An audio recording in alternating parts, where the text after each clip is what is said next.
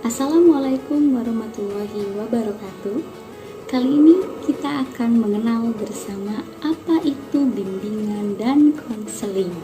Sebelum kita mengetahui apa itu bimbingan dan konseling, di Madrasah Sanawiyah Negeri 2 Kota Bekasi, kita memiliki 4 guru bimbingan dan konseling. Yang pertama, ada Ibu Haji Karyati. Beliau mengampu guru bimbingan dan konseling kelas 9 dan kelas 8. Ada Ibu Neneng Uliah. Beliau mengampu guru bimbingan dan konseling kelas 7 dan kelas 9. Ada Ibu Kisti Hairani. Beliau mengampu guru bimbingan dan konseling kelas 7 dan kelas 9. Assalamualaikum warahmatullahi wabarakatuh. Apa kabar semuanya anak-anak? Selamat datang dan selamat bergabung di MTSN 2 Kota Bekasi. Ya, ada pepatah yang mengatakan tak kenal maka tak sayang. Maka izinkanlah ibu memperkenalkan diri. Nama ibu adalah Ibu Kisti Hairani Anissa. Ya, bisa dipanggil Ibu Kisti. Ibu mengampu mata pelajaran BK Bimbingan Konseling dari kelas 74 sampai dengan kelas 77, dan ibu juga mengajar bimbingan konseling kelas 96 dan 97. Untuk kalian tetap semangat belajarnya di rumah dan selalu menjaga kesehatan. Dari ibu sekian, Assalamualaikum warahmatullahi wabarakatuh. Dan saya sendiri, Eka Chandra Oktaviani, saya mengampu guru bimbingan dan konseling kelas 8. Baik, sekarang kita akan mengenal apa itu bimbingan dan konseling. Nah, dulu ada satu kisah, cerita. Saya bertanya kepada seorang anak, kebetulan anak itu adalah peserta didik baru. Saya bertanya kepada dia, kamu tahu nggak apa arti bimbingan dan konseling? Enggak, Bu. Kamu tahu nggak di sekolah ada guru BK? Tahu. Apa sih tugasnya guru BK? Bu, guru BK itu tukang menghukum. Guru BK itu galak. Guru BK itu menyeramkan. Guru BK itu tukang razia. Dan guru BK adalah polisi sekolah. Pernyataan seperti itu salah besar. Karena nih, kita akan mengenal pengertian bimbingan konseling terlebih dahulu. Bimbingan dan konseling adalah proses pemberian bantuan baik secara langsung maupun tidak langsung untuk mengembangkan potensi peserta didik dan mencapai perkembangan yang optimal serta mengentaskan permasalahan yang ada pada peserta didik tersebut.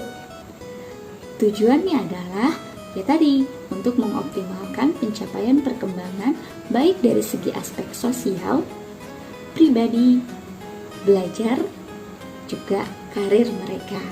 Selain tujuan, bimbingan konseling juga tentunya memiliki fungsi. Yang pertama adalah fungsi pemahaman.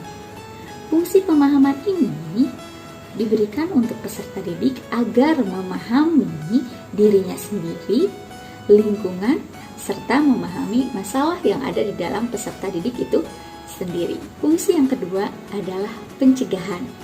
Dengan pemberian bimbingan dan komunikasi atau informasi kepada peserta didik, kita bisa mencegah hal-hal yang bisa mengganggu perkembangan peserta didik, baik perkembangan sosial, pribadi, belajar, maupun karir.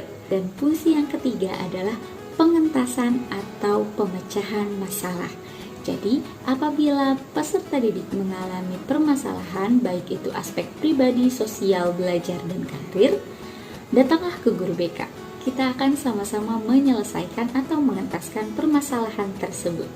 Dan yang keempat adalah pengembangan. Pengembangan baik berupa dorongan, motivasi, ataupun arahan bagi peserta didik untuk mengembangkan potensi yang ada di dalam dirinya. Nah, Tadi kan sudah saya sebutkan, ada sosial, pribadi, karir, dan belajar. Apa sih itu? Aspek-aspek itu kenapa selalu disebutkan dalam bimbingan konseling? Karena bidang layanan bimbingan konseling ada 4. Yang pertama, bidang pribadi, meliputi diri kita. Biasanya teman-teman sampai sekarang ada yang belum tahu, siapa sih saya? Bagaimana sih saya? Seperti apa sih sikap saya? Dan bagaimana cara kita meluapkan emosi. Nah, itu ada di bidang pribadi. Selanjutnya, bidang sosial. Untuk bidang sosial ini, biasanya kan pada tipe-tipe orang itu berbeda-beda ya. Ada yang introvert, ada yang ekstrovert, ada yang mudah bergaul, dan ada yang tidak mudah bergaul. Ketika kita bermasalah dengan teman-teman, atau ketika kita bermasalah dengan lingkungan sekitar, berarti kita sedang bermasalah pada bidang sosial. Guru BK bisa membantu permasalahan kita di bidang sosial. Selanjutnya, yang ketiga adalah bidang belajar. Pada bidang belajar ini, biasanya teman-teman masih kebingungan. Bagaimana sih cara belajar yang baik? Bagaimana sih gaya belajar yang cocok untuk diri kita sendiri? Kadang kita udah belajar menghafal sebegitu banyaknya tapi tetap nggak masuk. Bagaimana sih caranya? Kita bisa mengetahui hal tersebut di bidang belajar, bimbingan, dan konseling. Selanjutnya yang terakhir adalah bidang layanan karir, di mana pada bidang layanan karir ini kalian atau peserta didik dapat dibantu untuk mengoptimalkan potensinya. Yang belum tahu minat dan bakatnya, kita bisa arahkan. Yang masih kebingungan dalam sekolah lanjutannya, dan yang masih kebingungan untuk memilih ekstrakurikuler apa sih yang cocok untuk diri kita, itu bisa dibantu oleh guru bimbingan dan konseling. Jadi, hilangkan stigma negatif mengenai guru bimbingan konseling yang galak, tukang ngatur, polisi sekolah, dan bagaimana macamnya. Karena guru BK adalah teman kalian semua. Guru BK akan membantu mengoptimalkan potensi kalian, baik dari bidang pribadi, sosial, karir, maupun belajar. So, kalian jangan sungkan untuk konsultasikan masalah kalian ke guru BK. Nah, untuk teman-teman yang ada di Madrasah Tsanawiyah 2 Kota Bekasi, khususnya bagi kalian yang memang punya permasalahan baik bidang pribadi, sosial, karir, dan belajar, jangan sungkan untuk curhat kepada kami, guru bimbingan konseling kalian. Kalian bisa follow Instagram kami di @bkmtsn2 Kota Bekasi. Dan kalian juga bisa masuk ke halaman kotak curhat kita di bit.ly/kotak curhat MTSN2 Kota Bekasi. Kalian bisa tuliskan apapun curhatan kalian, nanti kita akan tanggapi. Jadi sekali lagi teman-teman, jika kalian punya masalah, jangan sungkan untuk berbicara atau berkomunikasi dengan kami.